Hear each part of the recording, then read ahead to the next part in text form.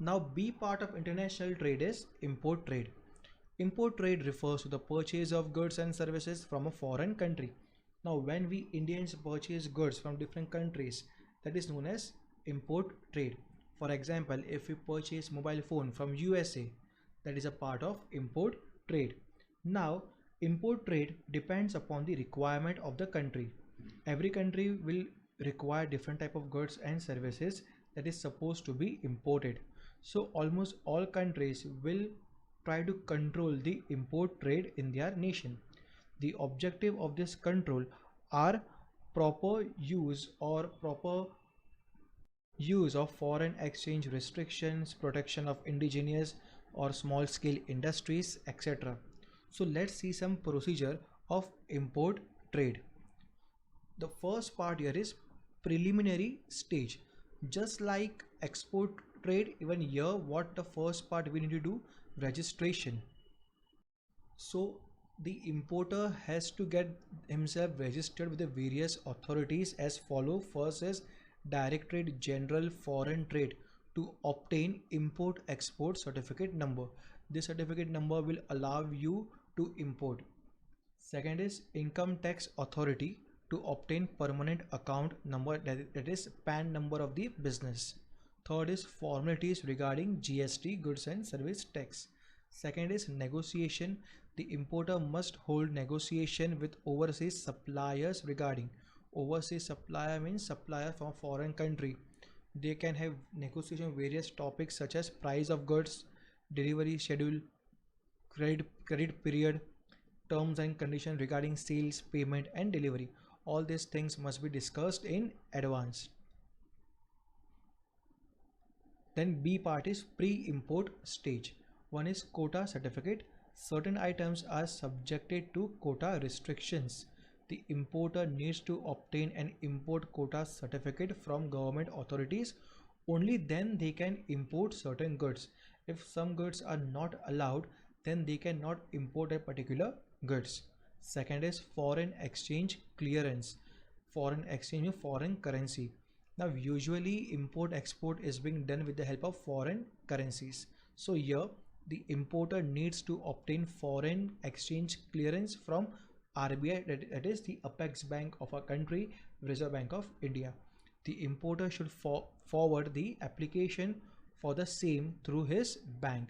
With the help of his own bank, the importer needs to obtain the foreign exchange clearance from Reserve Bank of India. Only then they can do the further transaction in foreign currency. Third is order placement. After obtaining foreign exchange clearance from RBI, the importer places an order with the overseas supplier.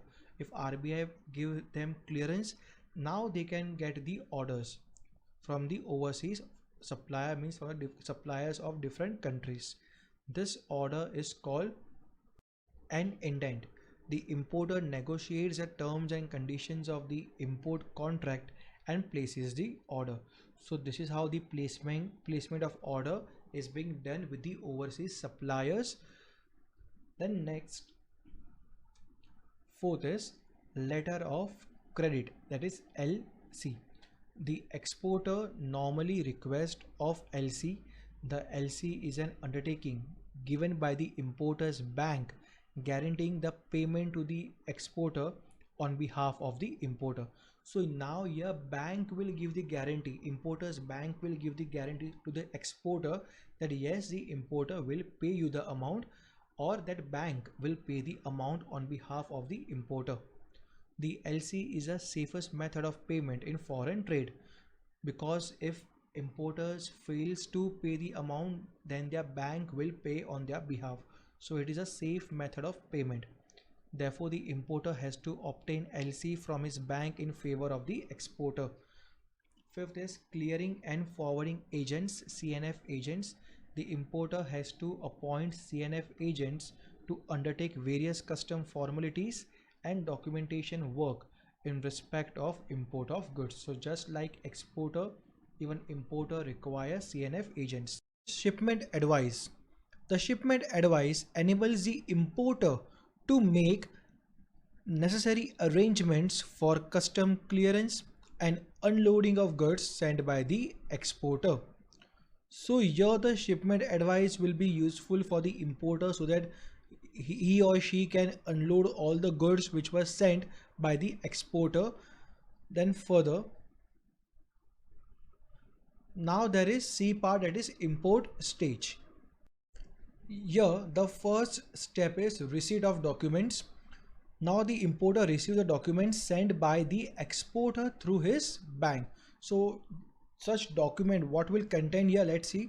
It will include first bill of lading, then packing list, commercial invoice means bill, certificate of origin, certificate of inspection, etc. All these things will be included in receipt of document. Then second is bill of entry.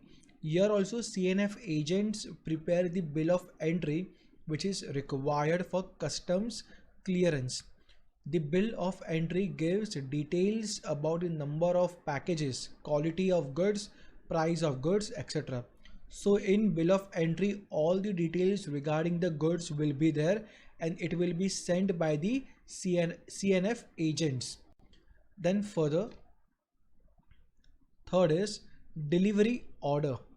The CNF agent obtain delivery order from the shipping company. The shipping company gives a delivery order on payment of freight. Delivery order helps to unload the goods from vessel. So this third step is involved in the unloading of goods with the help of proper delivery order. The CNF agent can further unload the goods with the help of the shipping company. Shipping company means that company which will be shipping your goods from one place to another. Then fourth is custom clearance. The purpose of custom clearance is to get the document certified from the custom authority. The document includes bill of lading, bill of entry and packing list. So here you require proper custom clearance from the local authority or from the custom authority of the particular country, and with the help of this you can further unload the goods from one country to another. And it contains various documents such as bill of lading, bill of entry and packing list. Then D part is post import stage. The first part is port trust dues. The CNF agents have to make payments of port trust dues. So whatever payment is left at the port trust, all such payments must be paid by the CNF agents. Second is customs duty. The CNF agent has to make payment to custom authorities in respect of imported goods. So every imported goods need to pay certain custom duty as per the rules and regulations of the country. So here you require to pay the amount of custom duty to the custom authority, who will pay CNF agent. Third is insurance premium. The importer has to make payment under FOB. FOB means free on board contract. So here you require to make the insurance premium amount also. Then fourth is payment of freight. The importer has to make payment of freight under the shipping contract. So all the payment regarding the freight must be paid by the importer. Then fifth point is exporter's payment. The importer has to make payment to the exporter as per the terms of the contract. The exporter draws bills of exchange for the payment. Now exporter is a seller and importer is a buyer. So exporter as a seller will draw one bills of exchange for the payment of goods which they have exported to the importer.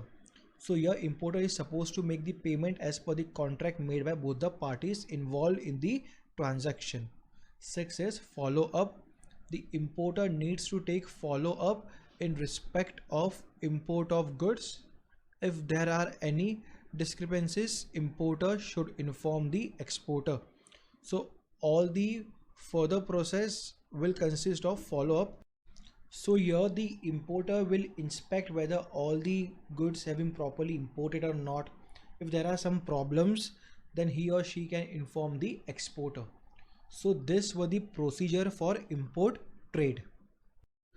C part here is about entrepot trade.